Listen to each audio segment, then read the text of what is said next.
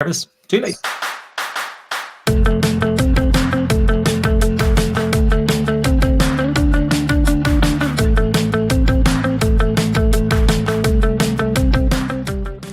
Happy Third Thursday, everybody. And now let's talk automation. Hello, everybody. Happy Third Thursday. I have got a group of wonderful gentlemen with me today to talk all about intelligent automation today, tomorrow, and a little bit of our predictions of what the future of work will look like moving forward. My name is Emma Roloff, and I am co-host here with Kieran, who will do his introduction here in a moment. But as we are doing our introductions and getting into our icebreaker questions, like I like to call them, head over to the chat, start putting in where you're joining us from, your thoughts on the questions that I'm going to be asking these guys as we're going throughout the day today, and interact with the community. We love to see the back and forth between people as we're going through things. So to get us started, Danilo, I'm going to come to you for a quick introduction as we before I throw your icebreaker question at you. Hi, everybody, and happy to be here. This is a great event. So my name is Danilo McGarry. I've been in the kind of automation AI space now for 15 years. I've ran it mostly for banks, so the bulge bracket banks. I was head of AI for Citigroup. And I did a stint also in healthcare, which is a very interesting industry to do this in. I did it in United Health Group as well, which is known as the world's biggest automation program. I'm a big fan of this space, so I go to all the conferences.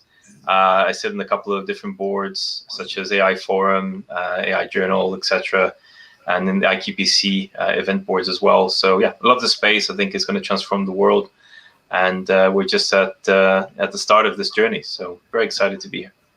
Great. So to get us started with our first icebreaker question of the day, what do you think is the most important factor impacting transformation in our current landscape today?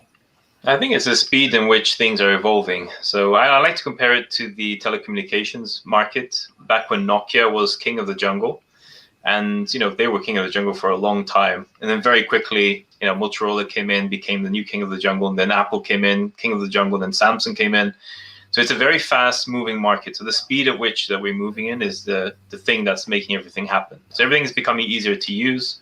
Everything is becoming cheaper as well, given all the different good solutions that are coming into the market.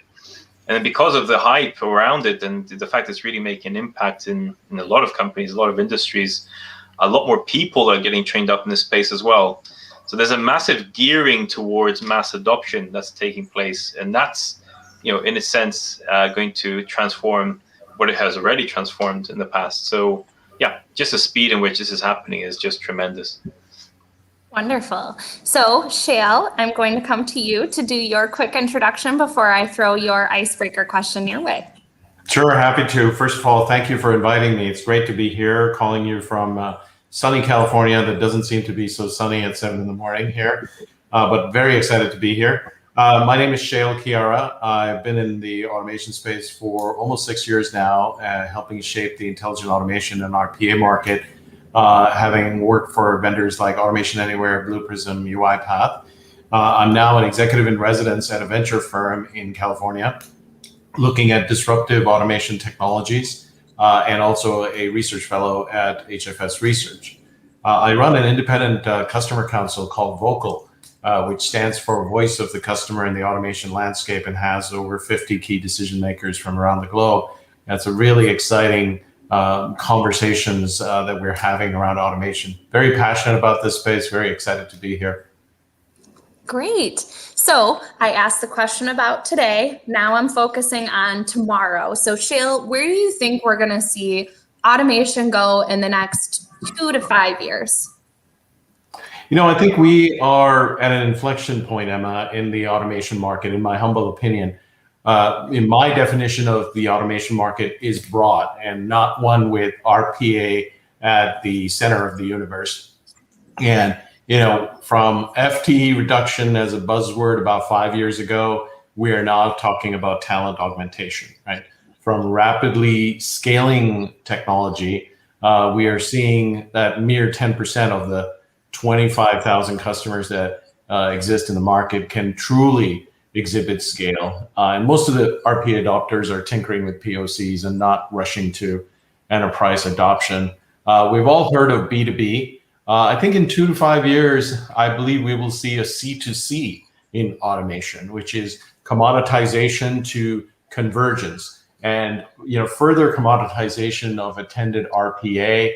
We're already seeing that, and that's the case with the new Microsoft pricing and the SAP bundling that's happening out there, as well as the vast discounting by RPA vendors with gravity-defining CAC ratios, right? Customer acquisition cost ratios. So we will see convergence of automation technologies, the very thing that automation started off with, which was all about connecting various systems that don't talk to each other, is causing increased technical debt and reduced ROI because of the multitude of automation technologies that exist out there that don't talk to each other, that don't have a common metadata-driven, cloud-first, low-code approach.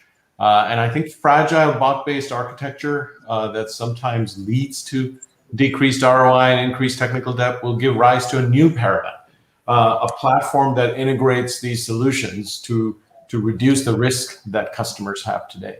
Data, not bots, will be the fuel that propels automation in the next 2 to 5 years. Look at you already coming with some of those catchphrases here in the icebreaker this morning. Before I come to you, Kieran. I wanted to just say I'm looking at the comments, and we've got people here in the US from Arizona to Oklahoma City, and UK folks, and people joining us from Kenya and India. So we have got a truly international group on with us today. Keep throwing your comments in. I love to see them, and we'll hopefully any questions or anything, add them onto the screen as we keep going. So then with that, Kieran, my counterpart for the day, can you please give a quick introduction before I throw your icebreaker your way? Emma, good to see you. And thank you so much, everyone from around the world, for coming today. We really appreciate you jumping in and listening. And as Emma said, please just ask us some questions, get involved, get engaged with each other as well, because that's the power of this actual Third Thursday event. Emma, good to see you. Danilo, Shail, thank you so much for coming as well. It is fantastic to have expert guests on the show. So I've been in I'll remove the word automation business. I've been in business for 25 years, so 2.5 decades, and I've sat between technology teams and business teams interpreting too many years to be true. Love the space, as Danilo said. It changes all the time. I think I'm addicted to change now, which is why I need to stay in digital technology transformation or whatever else, but a really fun space, and a space that's making a tremendous difference to not only industry, but to society, government, health and wealth, and every other part of the industry itself, or the world as we know it. Good to see you. So my icebreaker for you, if anybody is following my nice little pattern, we did today, we did tomorrow, and now we're looking to the future. So if you had your crystal ball, what would your predictions of 10 to 15 years look like for the future of work? I think I maybe got the hardest question there, because technology is moving at such a pace. It's phenomenal. At the beginning of the year, I sat down and said, there'll be $50 robots. And lo and behold, a couple of months later, you look at companies like open source companies like Robocore, essentially, really great companies giving away robots for free. Not quite for free, but not a million miles off. So my $50 prediction is gone already. I think from a personal prediction point of view, there's things that I want to happen. So for example, I want to work from anywhere. And as we see today, there's people from Kenya and California and all over the world. But if that happens, then my job can go anywhere, which is always, oh gosh, yin and yang, a positive and a negative. I want to learn from anywhere. I want to work internationally, but I don't particularly want to leave my home because I kind of like Ireland, but I may have to. I want to collaborate. I want to create, seamlessly using tools, be they low code, no code, RPA, be they digital tools or editing tools or whatever else. So I know the things that I desperately want to happen, but what I will suspect will happen is that big tech companies and governments will truly decide, even though we as consumers may want, AR, VR and haptics or digital cash or predictive and analytic power to do stuff we want to enrich our lives with, we'll probably see that this future will be a mixture of clicks and bricks and companies like Microsoft or others who recently described this as the age of data. So you're looking at, by that they mean big data, cloud, and interestingly they describe a demise of centralized computing, whereas I'm looking at surely everything is moving to the cloud now because that's what we've had to do in COVID. But they're talking about, computing power moving to the edge and everyone being creators. If you look at what governments are doing there and are driving things, the UK government recently announced a 5-year strategy with technology at the core. So they're looking at artificial intelligence, quantum computing or quantum information, brain science, semiconductors, biotechnology, neuroscience, aerospace. The whole amount of things that we're looking at the moment are absolutely phenomenal. So what I just see is more and more and more technology influencing a physical and a virtual world. I see technology really driving change. I think it'll accelerate and accelerate and accelerate. But what I do hope, Emma, is that we actually use the technology to create a better future where we can share and create and add value and make the world a better place, not just drive purely for profit or purely for one government or one country. I'd love to see all the individuals in the world actually doing something and being empowered by this technology to do great things together. Speaking of breaking ice, I just broke a small igloo. You just trashed a whole glacier here. Well, I was going to say, so Ryan, it doesn't show up with your picture here, Ryan, but once they've invented teleportation, you can go wherever you want and then make your way back to Ireland. So that's the good news there. So I want to come back to this idea of what we're looking at today. And Shail, I'm going to come to you for our first kind of like in-depth question here. And you mentioned a little bit of this during your introduction, but this idea of, transformations not necessarily always being, effective or successful. McKinsey & Company reports that only 23% of transformations are successful.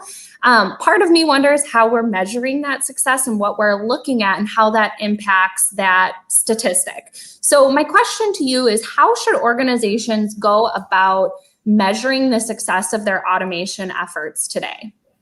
I think it depends on how you define success. Look, the industry has been, proliferated with automation maturity curves. And I recall a time when companies, where every vendor had a different version of a maturity cycle in automation.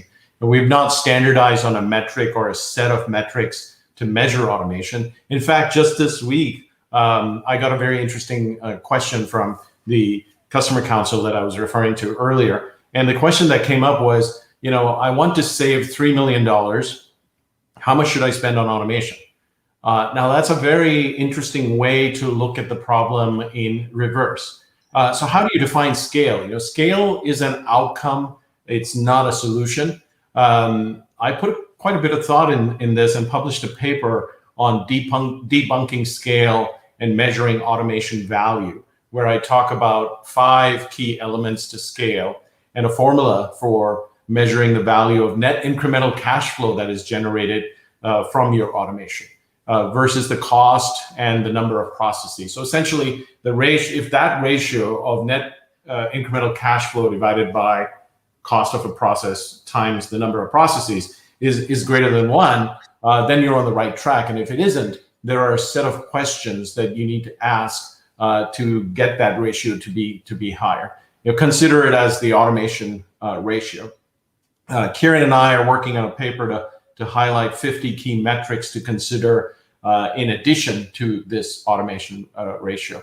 I'll pause here with this quote, and then I'd love to hear from Danilo and Kieran about their views. Look, in the southern United States, there's a saying about grits, which is a ground corn breakfast. I don't like it, but some people do. Cooked in liquid. And the quote is, no good Southerner would ever cook instant grits. Well, a good automation expert should never expect instant ROI from automation. Dan, Kieran, what are your thoughts? Yeah, probably true, subject to just one small piece. Like, why are we doing automation?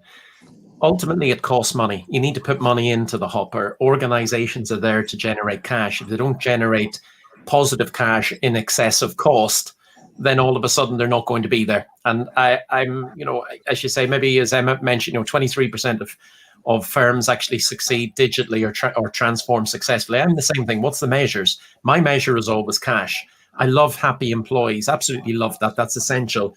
But there's no use them being happy if the firm is hemorrhaging cash. I love happy customers, fantastic as well. That should be a net byproduct of what we're doing. Because if you haven't got happy customers, they're going to leave. But again, they have to generate cash for the firm. Otherwise, no one's going to be here. I think our metrics are up to 76 now, by the way. So when that article comes out, I think people will have a while to pick through it to decide what is their actual measure of success.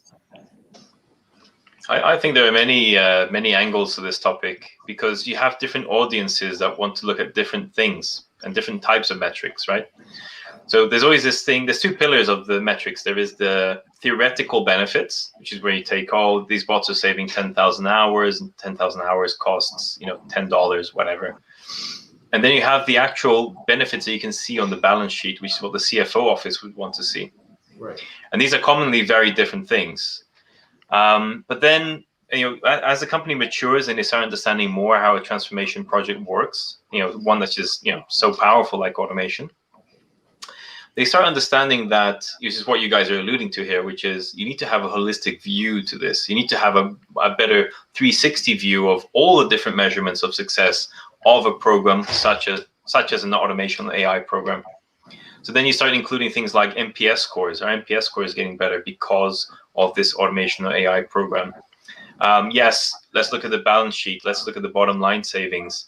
Is it improving the company's valuation, which is an article I just published as well recently? At the end of the day, after a couple of years of going through this journey, companies usually come to that conclusion that they need to look at several statistics, not just bottom line savings or theoretical savings, but they need to have a 360 view on this. So one note for everybody, the article that Shail mentioned is linked in the comments. So to learn a little bit more about that, make sure that you jump over to the AI Journal and read through that. Danilo, I want to come to you for another question. And this, I feel like, plays really nicely off the conversation that we're having here and the value of automation and whether you need the ROI or not. But what is potentially the future of your organization if you're not doubling down on digital transformation today? One way that I like to explain it is, if you have two companies in a market, and every company has repetitive tasks. It doesn't matter what industry you're in. And one of those companies starts to combine, the human workforce and the digital workforce together. We have to not be so egocentric here and thinking that humans are good at everything. Our fingers can only move so fast. We don't have such an amazing memory, such as computers have. So let's say that company, gives half of their work to the digital workforce, and it's working well. Over time, when it's competing with the other company who hasn't done anything to do with automation, who do you think is going to win? The other company, half of the workforce doesn't sleep at night, doesn't take weekends off, doesn't take holidays, doesn't have paternity, maternity leave, and all of this good stuff. Over time, over a space of a year or two, the company who did automate is going to be miles ahead of the other company if it's done correctly, right? Obviously, if it's done in a bad way, the company who didn't automate will be ahead. So that's this is happening more and more. I can't think of a single industry where there isn't at least some example of automation happening. So the companies who started this early are ahead of the curve. And a lot of companies who were doing this before COVID happened, once COVID hit and people were trying to scramble home, trying to get their access to working, trying to go through Citrix to connect to their computers back at work. Companies who had automation, those automations were working in the background and they were helping keep those companies alive. So I think, the reason for double down is a lot of companies who didn't automate realize that they're behind now, especially after COVID hit. The other reason for doubling down is there is no more excuse now for not being able to find good people, for not being able to afford it, because there's all kinds of automation companies now at different price points. The whole thing about, we're still trying to see what works, we're doing proof of concepts. That's something I'm really against, proof of concepts, unless it's something very specific in AI. You're trying to solve a very complicated problem, then you should do a proof of concept. But for things like RPA or intelligent automation, if you want a proof of concept, just look around you, look at your competitors. They can show you plenty of case studies that work for them. So the reason for double down here is there is no more excuse. Everybody acknowledges and everybody has seen that automation is a transformational program. It's getting cheaper, more approachable, and it's becoming the top 5 or top 10 priorities of almost every major company on earth, especially the ones which are market leading. So basically, the end of the story there is, if you're not getting into it, then don't complain later on if your company is going out of business or losing clients, because you can't keep up with the speed and rate that your competitors are going up against. I'd love to hear more what Shail and Kieran think as well. I think this is the time to double down. To double down really was last year. This is now becoming really, really urgent now if companies haven't started doing it.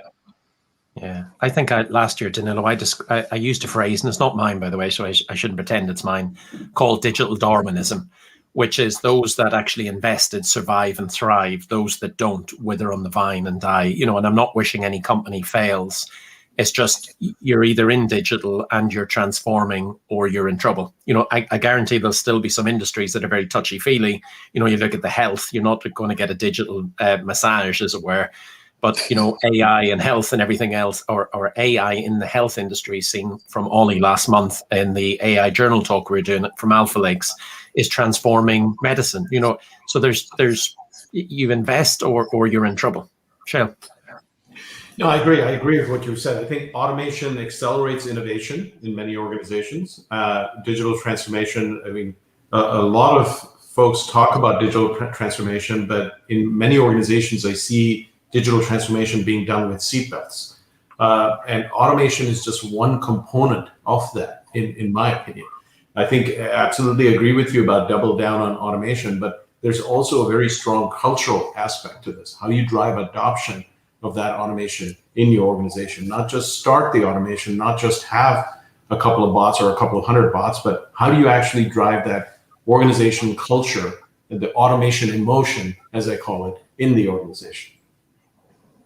The idea of scaling and change management are conversations that, whether it's here on the third Thursday or with the weekly series that I do, almost every single conversation that I have with an expert, regardless of the type of technology that they're talking about, the idea of coming back to people and change management and how that affects your ability to be successful and scale your automation is this completely central theme over the last year and the conversations that I've been having. And somebody who speaks a lot on people-centric transformation, it makes my heart sing a little to hear that idea continue to come up, because whether we're talking about it being digital with technology and transforming, you still have to pay attention to the people that are at the middle of it. And you're not going to be successful unless you're leveraging the people and the ideas that you have to be innovative. Very true. Kieran? Can I add one more thing to that? And Danilo, you and I talked about this a while ago, which is that I think often citizen development is construed as, in some instances, as culture building in the organization. Empower the citizen developer to develop something, and now, boom, you have automation across the entire organization. I don't know if that's really true, and I would pose that to the panel here and get your thoughts, because many of the CIOs I've talked to and non-CIOs that I've talked to are weary about citizen development and rogue robots running around without appropriate governance. How do you guys feel about that? I mean, in every case, once the center of excellence is doing really well, they're punching out these really complicated bots doing a lot of amazing, value add work. The natural question is, how can we scale this? How can we democratize the knowledge that you guys have into everybody else? And the natural answer is, well, let's start a citizen developer program so that everybody can build their own robots. But I do agree with you, Shail. I think, it is an art in itself. Being able to build a bot that is doing something useful, is not wasting money. So you're not paying a couple of $1,000s in a license for a bot that's just sorting your emails for you, which is something you can just use, Outlook rules for. So it's important to roll out, a program where you democratize the knowledge of automation, but that you got to make sure that you pick the right candidates for it, and you got to make sure that there is KPIs in place that are going to govern the success of that program or that sub-program, so that it doesn't just become the wild, wild west and people just do what they want. And they are using the investment in automation in a way that makes them think constantly about return on investment, or how is this improving the customer satisfaction? How is this improving the employee satisfaction? It has to be measured, and it has to be done in a way that there is some strategy to it. You can't just roll it out and say, there you go, we've done it. Everybody now has access to automation. Yeah, I think I'm a bit of a fan of citizen developers. I was telling Emma the other day, I got to 100 articles as of this week, so I'm bound to have written something about it. I don't want to go into definition, because every time someone talks to you in IT world, they say, well, what do you mean? What do you define? But let's ignore RPA and whatever else for a moment. We have organizations that exist in a digital space. We have IT departments that, let's be honest, they're not necessarily resourced to the extent that they could be. There isn't enough technical people in the world to allow things to happen. So to a certain degree, what choice do we have but give people the tools that we need to give them to allow them to be productive? Be that, an RPA tool of some sort, be that Microsoft Power Automate. Or if you look at what we're actually doing at this moment in time, we're on StreamYard. Other platforms do exist and you can use them. But this essentially 20 years ago would have been a production studio with, maybe 30, 40 staff there, cameramen, camerawomen, sound engineers, producers, whatever else. We're now talking to people across the world using a tool or a platform that suddenly has abstracted all that detail from an expense and whatever else, and allows us to engage globally, 4 of us sitting in 4 different regions across the world, and be productive. And that tool can be used in a work environment. If I look at how we cut the videos afterwards, I personally use Veed. Other platforms are available, and all of a sudden I'm a video editor. Now, thank goodness my wife makes up the mess that I create, but I can do graphics, I can do editing. And if you think about these tools that are required or used within organizations, a marketing department suddenly become a broadcast studio, instead of having to go out to a studio and hire 20, 30 people. RPA or any of the tools that allow you to be more efficient and more productive suddenly allow you the opportunity to create benefits for your organization that years ago would have taken very sophisticated code. I worry sometimes as well, because we pit citizen developers against IT. Now, let's be honest, I've worked in IT for 25 years. Not every developer I have met is a genius and absolutely wonderful. Developers they're made, they're not born. 2 of my best developers that I've ever had have come from the business. They've had a very logical mindset. They've been able to use tools, low code or not as complicated code as you and I would have been brought up with, the COBOLs, the Visual Basic, the Javas or whatever else. They're able to do that to add value inside an organization. Whereas if I'd have waited, and this is not a criticism of the IT team, if I waited in the IT team to do that, it could have been months or years, or there just wouldn't have been any budget there. To Shail's point, though, and Danilo as well, you can't let this go rogue. But why do departments exist outside of IT, these so-called rogue developers? Well, 1, people can be naughty. 2, people just want to be productive in their role. It's as simple as that. I'm not going to wait for permission to suddenly write a bit of VBA script, but I have to have certain level of consciousness that I can't write a whole industry of VB, leave my firm tomorrow morning, and then all of a sudden the IT department or someone else now cannot work out how to make or support that.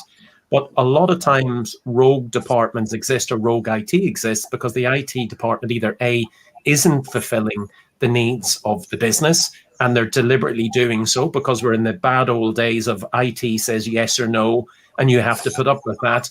Or, there just isn't a mechanism somehow for these individuals to get productive. When we have digital everything everywhere, kids coming out of university and college able to do this, ourselves coming into work environments, we have probably at times had better technology than the work actually has. And we want to be productive, and we need to be productive to allow things to change. With the right governance structure, with the right, I call it rules of the game, with the mentorship, the support and everything else, then you can certainly direct people in a way that makes productive sense. But it's incumbent upon an organization, A, to give people the tools that they want and need to be productive, B, give them that mentorship, that learning, give them all of the methods and ways to be successful, Don't suddenly shout at people when you discover they're doing something rather brilliant. And we've discovered that very often, because all of a sudden you've an advocate in there who can help you transform an organization given the right direction and guardrails, as I describe it. But, equally speaking, where I see organizations, and again, not my phrase, but I'm going to steal it again because why not? I've seen citizen dentists in looking at ERP systems. No, I'm not letting a citizen dentist anywhere near my teeth, nor will I let a citizen dentist near my ERP critical system. Not everybody can be a citizen developer either. Let's be honest, folks. We keep saying, throw the tools out there. Everybody gets a robot. I'm sorry, I can't play the piano. I never will be able to play the piano. I don't think I could even do chopsticks with 2 fingers, never mind 1 chopstick. But everybody can contribute toward digital transformation in their own area. The bit we need to do is move away from just RPA in that conversation, because Shail, I agree with you. You can't build a whole organization with 1 tool, just like I cannot build a house with 1 screwdriver. Just like Rory McIlroy couldn't go around a golf course with a 7-iron, but he probably could. But, you need more than 1 tool. Everybody needs to contribute. An organization has to create the environment, the rules, the methods, the learning, the structure, and the mentorship to give everybody in every role, finance, IT, whatever it is, the tools that he or she needs to allow them to push forward in a direction that the firm needs to go at pace and at scale. Couldn't agree more. Couldn't agree more. We live in a world of paleologic and emotions and godlike technology, and you certainly need certain guardrails that you're referring to. Agree. Danilo, I saw you on mute. Did you have something to add as well? No, just a great point. Great points. You need many tools in the shed. You can't just approach it with 1 tool. So that's why you need to have like a complete automation stack. RPA, OCR, NLP, intelligent automation, AI, everything. Because the business is a complex world. One thing I did want to add to that conversation, we were talking a lot about getting our developers in with their hands, the citizen developers getting their hands dirty. I think it's important to mention that there is a way to bring the business in, get their viewpoints, and build that culture of innovation and leverage that business knowledge by doing a really effective job of your discovery. And I saw Janine on here, and we had a conversation about the importance of a discovery and going back to that people-centric and change management-driven approach. You don't have to be the one doing the physical development. You don't have to be the one getting your hands dirty to have your viewpoints heard as a part of transformation. And I think that is a really, really critical part of making sure that your business is being heard, that their viewpoints are being honored, and that they have a stake within the success of your transformation. And if you can do a great job of pulling together the right stakeholders during that discovery process, regardless of the tool that you're using, you're going to find that you're going to have some really beneficial conversations. You're going to get different viewpoints, and they don't have to have the technical aptitude. Because going back to what you were saying, Kieran, over here, a sales lady in her house trapped last year. I've learned how to do some video and some graphic design stuff on the back end using some of these tools. But I can promise my husband doesn't have the same eye for design that I do, and I don't want him making our graphics. So there is skill sets, and he's a wonderful man with lots of other skills. But there's a lot that goes into being a citizen developer, and you have to have the ability to upskill and the desire to upskill to get to that point. But you don't have to upskill to be involved in the conversation and have a stake in the success of your transformation. Very true. I'm going to switch gears on us. Oh, go ahead. I think one thing that has really worked for me personally, just is a good advice for everybody else, is every time we've gone to do a program, I've always created a portal where people from anywhere, and it has to be for everybody, can submit their ideas, and that gets scored immediately. And all the ideas are open for everybody to review. It has to be an all-inclusive kind of program. And then every quarter, every 6 months, we do the automation Oscars. We pick the people who made the best robots, people who had the best ideas. We pick the people that were the best collaborators. And there's a leadership board in our company, and the previous programs I've done as well, where it's a bit like scout honor badges. People get badges for doing things. People get points, and those points then get converted into prizes, winning iPads, all kinds of things. So you've got to make it into an all-inclusive program, but you've got to provide a a portal of some sort. You've got to provide a place where people can centralize all of that and not have it on, somebody's Excel sheet or somebody's mailbox. It has to be a visible place where everybody can be present in. Great. So now I am going to switch gears on us, and I'm going to come to you, Kieran, with another question. We've got about 10 minutes left, so I think this might maybe be our last one if we keep having the collaboration the way we do.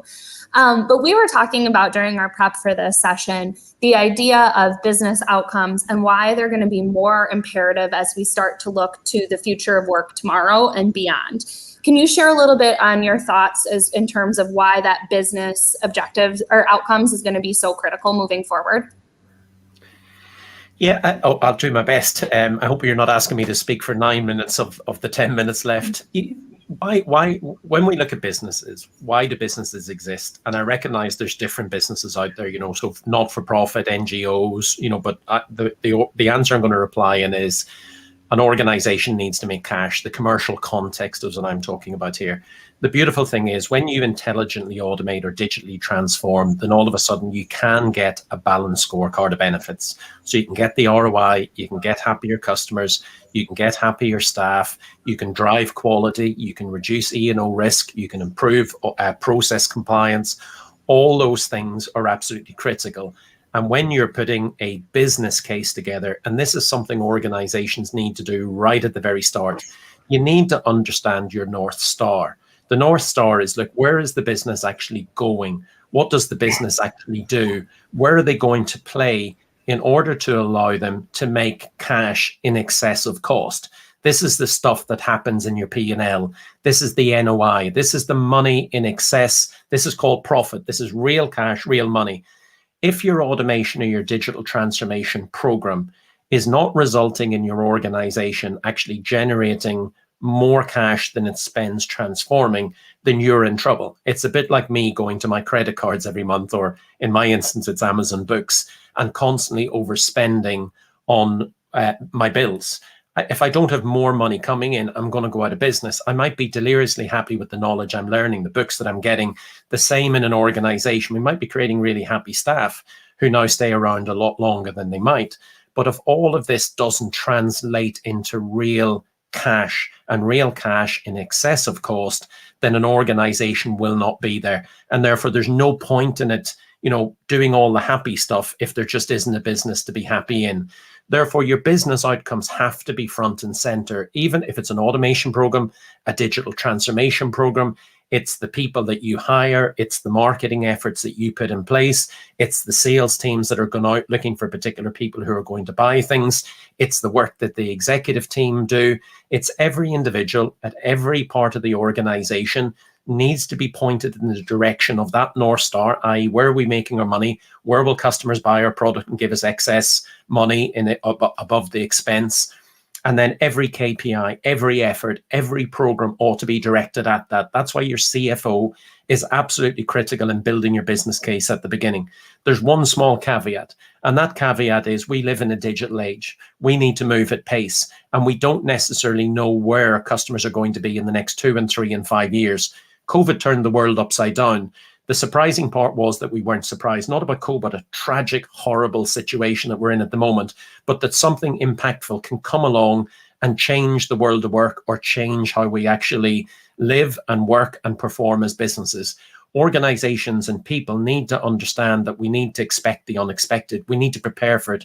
We need to get ready for change. I think it was Pearson Education, one of my old employers who I worked with, said, this will be the first generation now born that will work for 100 years. And if we're going to work for 100 years, that's a terrible thought, isn't it? We're going to have, not traditional 10 and 20 and 30-year careers in one organization. We're going to have 5 and 10-year careers or 2 and 3-year careers. So organizations are going to come, they're going to go. We're going to have work for 20 or 30 of them. We're going to have lifelong learning. But whatever way we're doing it, as I'm in business, I need to bring these people with me. I need to educate them. I need to train them. I need to direct them, and I need to motivate them. But all the time, it needs to be, what is the business outcome we're trying to achieve? Is absolutely everything and everyone we're doing pointed in that direction. And even the innovation that we practice, because I love the Google 20%. Spend your time looking at things that you don't understand are going to work yet, but put a bit of cash into to start getting yourself ready for the future. And that might be technology, that might be particular training, that might be digital, that might be doing something like an A/B test to see what works and what doesn't work now and next week and next month. But again, it has to be directed at business outcomes. We need to make sure that we are focused on that North Star and nothing else matters. Happy staff, happy customers, great product, digitally transformed. It doesn't matter, and I don't care if the business isn't directed in a way that it's going to be there for the long term. In many ways, if you look at how disruptive all of this stuff is, I see automation being similar to what cryptocurrency is to the financial world, right?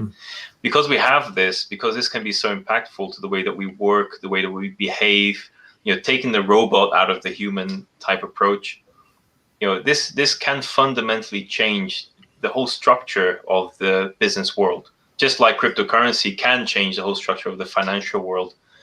So it is that big. I mean, it is that impactful. And if it's done properly and embraced, like Kieran has demonstrated in so many examples, this can really change how we work at a fundamental level. So we've got just a couple of minutes left. Danilo, I'm going to come to you and I'm going to ask you guys to keep it concise, like 2 minutes. And if we had, again, I'm going to give you guys the crack at Kieran's icebreaker question. If you had your crystal ball of what the future of work would look like, tell me what that is. And you're 2 minutes flat there, Danilo. The next couple of years is going to be just about adoption. RPA is still going to be adopted, even though it's very mature. AI is going to become very heavily embedded into the world of automation. AI is becoming more off the shelf. It's becoming cheaper. You don't need data scientists anymore in order to develop algorithms. And that's going to take us to the next 5 years at least. By the end of that, I think Python is going to be pretty much how Excel was in the 90s. Everybody's going to have to learn or understand Python, or learn and understand automation tools which are available in the market. Then that's going to breed a new level or a new kind of business user. It's going to breed the business user which is a hybrid, a person who's a techie and a business user at the same time, who understands processes. And when that happens, I think that's when we're finally going to make massive structural changes to companies. Because companies are going to change structurally, that's then going to impact society and how society works and thinks about work.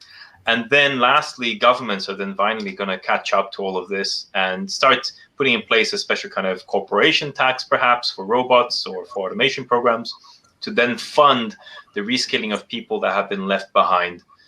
So we're talking about, structural changes to companies, structural changes to our communities, and then structural changes to how we do business on a fundamental level. And all of that is going to be fueled by the ease of use of AI and all of the automation stacks coming together. Wonderful. So then, Shail, I'm coming to you to round us out with your crystal ball. What does the future of work look like from your perspective? Well, I'm a big believer that organizations just consist of two things: people. Oh no, we had you freeze there for a second. We'll never know. Oh, there we are. Okay, let's try again. We got the first one. We got people. What I was saying was, I'm a big believer that organizations are made up of two things: people and everything else. And often what is less talked about is the benefit of automation to talent augmentation. I believe talent augmentation will be the new form of talent sourcing. Augmenting talent, or as I like to call it, skilling me softly, is an outcome of automation that we should never ignore. And the very nature of work will change. I believe that post-pandemic, we're seeing a lot of people work from home. We are seeing hybrid type of scenarios. We're seeing people who are not going back to work and continuing in a virtual environment. With what we have talked about here and the growth in automation, I foresee a time when work will be a conversation, right? Why should we have a meeting and then go back and summarize the meeting and then delegate actions, then email things and sometimes call people for updates? Work today is being done outside of the conversation. And I envision a time when there are bots listening to our cues, picking up on actions, performing those actions while we're conversing, and a future where the work is the conversation. And I think this nature of work, galvanized by automation, will give us a gift and a choice. The gift will be that of time, time freed up to from the work that is done today. And the choice is ours. What will humans do with that time? All right, perfect. Right on the dot there at our 45 minutes. So I want to take the opportunity to thank all three of you for joining me today for the conversation. I enjoyed the back and forth and a couple of catchphrases, as well as some articles for people to take home as homework.